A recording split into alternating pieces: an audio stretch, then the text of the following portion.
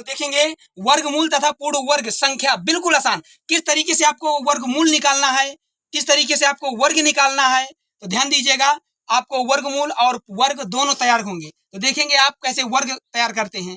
तो 11 का वर्ग करेंगे, 11 गुणे 11 तो आपको पता ही है 121। 12 गुणे 12 को करेंगे तो 2 दुनाई 4 और 12 2 14। 13 गुणे 13 3 त्रिकाई 9 और 13 3 16 और 14 गुणे 14 4 चौको 16 कैरी आया 1। 14 4 18 1 19। अब इसके बाद देखेंगे 15 गुणे 15 5 50 कैरी आया।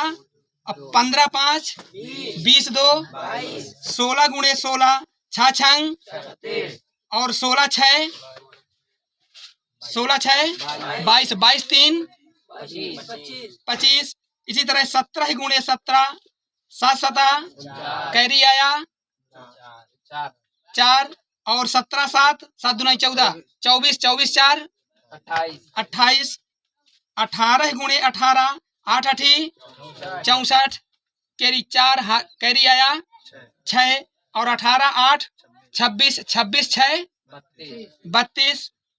19 गुणे 19 9 नैया 81 कैरी हाथ 8 और 19 9 18 38 36। तो इस तरीके से आप क्या निकाल सकते हैं, वर्ग। ठीक, अब वर्ग। अब आप देखते हैं पूर्ण वर्ग संख्या क्या है। क्या है पूर्ण वर्ग संख्या क्या है, कैसे हम वर्गमूल को कैसे निकाल लें। तो ध्यान दीजिएगा, इसमें सिंपल सी बात आपको ध्यान देना है कि जिन संख्याओं के अंत में 0 2 3 7 8 ये संख्याएं जिस संख्या के अंत में हों वो कभी आपकी पूर्ण वर्ग संख्या नहीं बन सकती।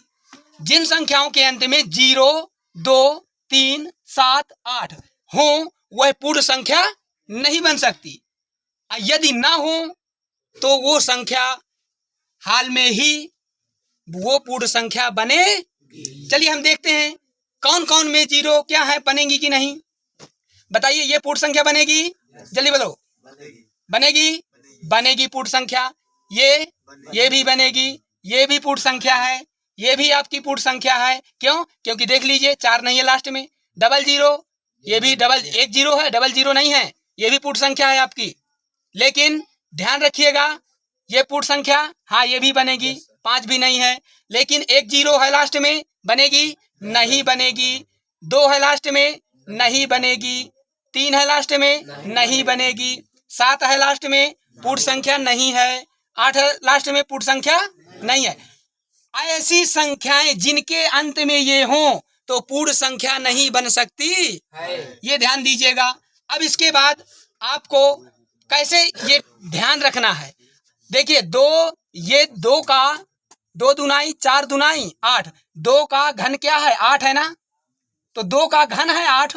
तो बताइए लास्ट में जिसके 8 होगा तो कहीं पूर्ण संख्या बन सकती है। 3 का घन मूल 27 होता है, 3 त्रिकाई 9 होती है 27, तो 7 लास्ट में है, तो बताइए ये कभी पूर्ण संख्या का वर्गमूल बन सकता है, पूर्ण संख्या बन सकती है। ये घन की संख्याएं कभी वर्ग बन सकती हैं, इसलिए ये नहीं बनेंगी। ओके, तो 2 और 7 8 इनको ध्यान दीजिएगा। 1 0 ये कभी आपकी पूर्ण संख्या नहीं बनेगी यदि इनके अंत में ये संख्याएं आ जाएंगी। तो अब देखिए 3 अंकों का क्रम गुणा कैसे करते हैं। अगर आपके पास कोई संख्या 3 हो, 3 अंक की संख्या हो, क्रम से लिखी हो, तो कैसे कर देते हैं। ये बिल्कुल 8 नैया 72, क्या हमें 2 संख्या लेना है, ध्यान दीजिएगा 2 संख्या, तो 8 नैया 72, तो 2 ही संख्या रखेंगे। ठीक, अब 109 में 8 जोड़ दीजिए, 8 लिया था ना यहाँ से, 109 में 8 जोड़ दीजिए, कितना बचा, कितना हुआ 117।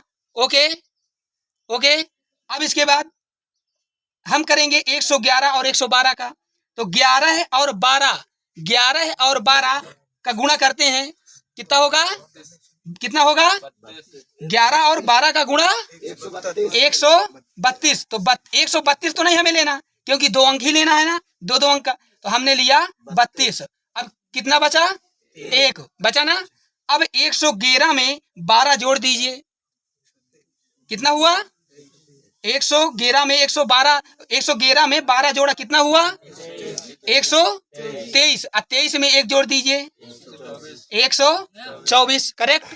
अब इसको 6 सते 42, देखिए 2 2 का इसको भी ले रहे हूँ, 6 सते तो 2 ही लूंगा, 2 अंक। अब इसके बाद 106 में 7 जोड़ दीजिए, कितना हो गया? 113। इस तरीके से 3 अंक का गुणा आप बिल्कुल आसान तरीके से तैयार कर सकते हैं। आज के लिए छोटा सा इवनिंग टाइम में फिर ओके।